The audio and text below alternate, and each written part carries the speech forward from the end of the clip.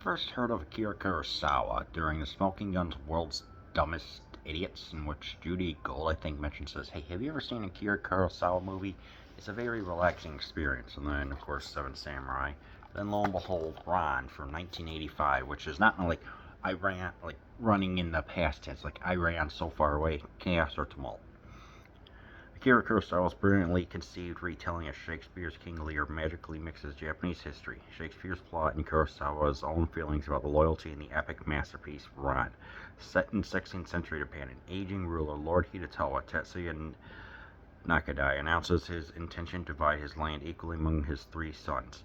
This decision to step down unleashes a power struggle between the three, but when Hidetowa falls prey to false flattery rips out on him by the two older sons and banishes the youngest where he speaks the truth. The ruthless betrayal ultimately drives Hidetowa insane, destroying his entire family and kingdom.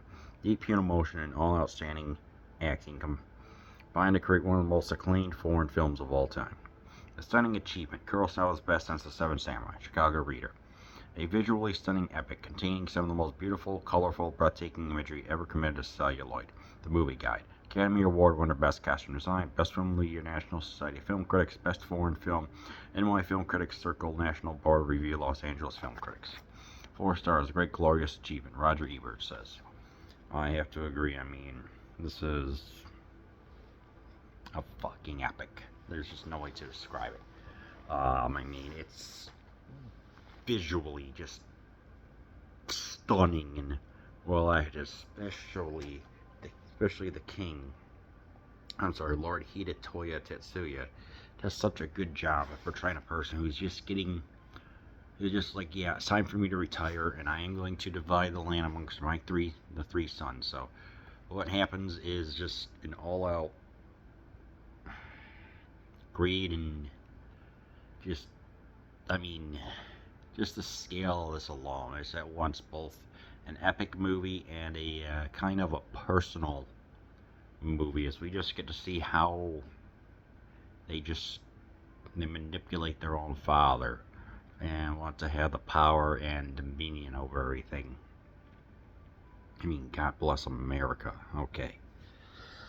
So when, like right in the beginning, when he has all of his crew, his retinue, which is important people around a king,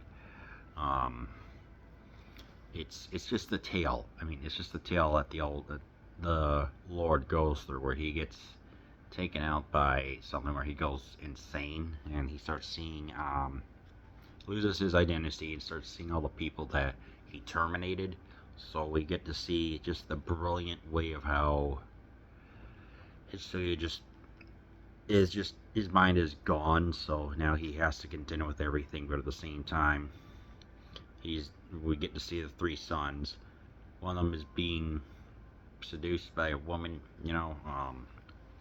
it's like we get roughly 20 minutes of just multiple long takes, the dialogue talking of like her past and everything, and just the scale of what's going on. And it's like the Lord is just what they do to protect him. It's just absolutely how far it goes. I'm like, okay, so what makes this like a visual masterpiece? Well, about roughly, I don't know, an hour in, I would say it's like where some of the sons are having their own. We also get like the military tactics of feigning, of manipulation, and everything. We just get of we just get like a lot of combat going on. Almost, I would say, it almost as legendary as Helm's Deep from the Two Towers. Yes, we get a lot of like jump cuts and edits and stuff, but it's just to highlight just like what's going on with the sword play. We get to see roughly halfway through of the barn that the Aaron is burning. We even get to see the Lord, who himself was like, was he praying or something like that? But for a good 20 minutes is just what Kurosawa had to do to direct was just absolutely legendary, So it's like we got the fight. Yeah, it's like we have the fire going on, and we have the this full sized barn or building that they're in. This wasn't a miniature, except for they used a miniature for like something that was eventually did get blown up, but it's just how far, like where the samurai are placed upon, where the troops are placed upon the hill, everything else. I'm just thinking, like this is just absolutely incredible to look at.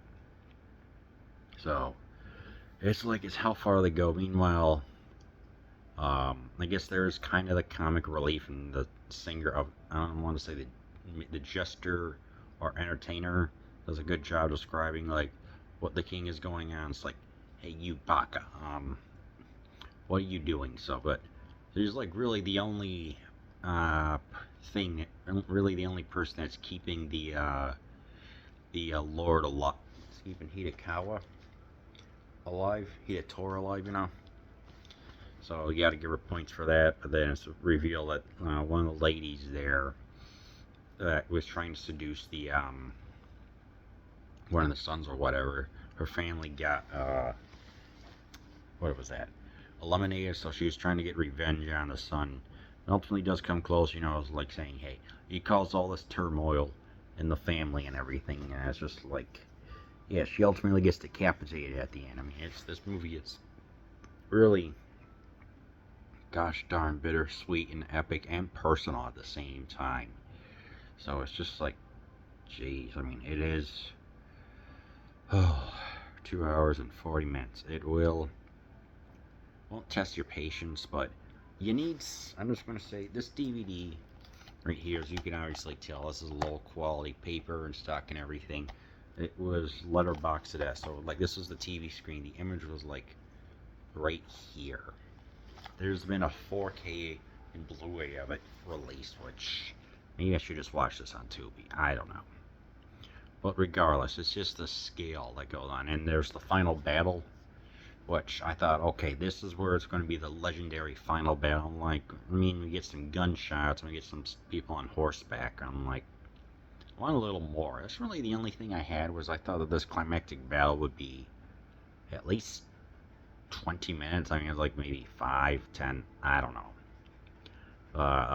But when you think about it, it's like all these costumes. You know, obviously you have the costumes. You have over 1,400 costumes that took over 4 years to make. This because this is an adaptation of King Lear from Shakespeare.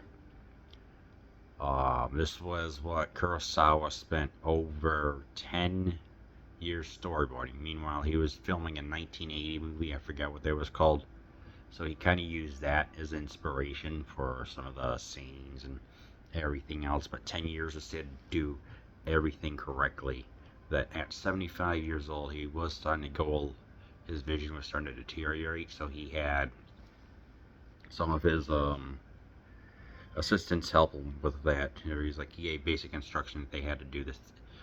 They had to take care of some of the finer points. And there's a whole controversy surrounding everything going on, like where he didn't appear at the 1985 awards, and a whole bunch of Japanese people were angered that he didn't go like the American awards, said, hey, we want some representation, I think it was. So and there was something with the French or something like that.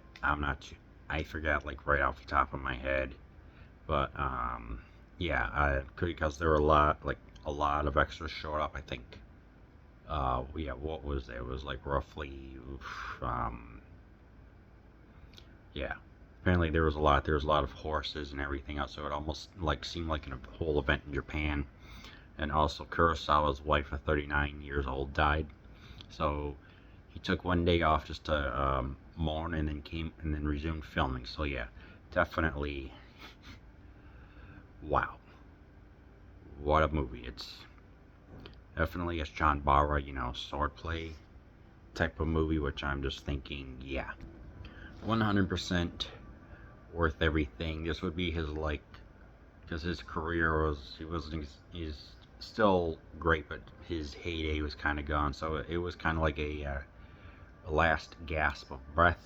The actor playing Hidatori was only like 57 or something like that, so he went underneath makeup to make himself appear in his 80s, and oof, I will tell you, obviously you can tell, like, right here, it's certainly, you know, with the clothes and everything, and you could look like yeah, they definitely did spend a lot of time on here, you know, getting the helmets and everything else. And yeah, I mean, if you ever get the chance, truly, check out this Academy Award winner.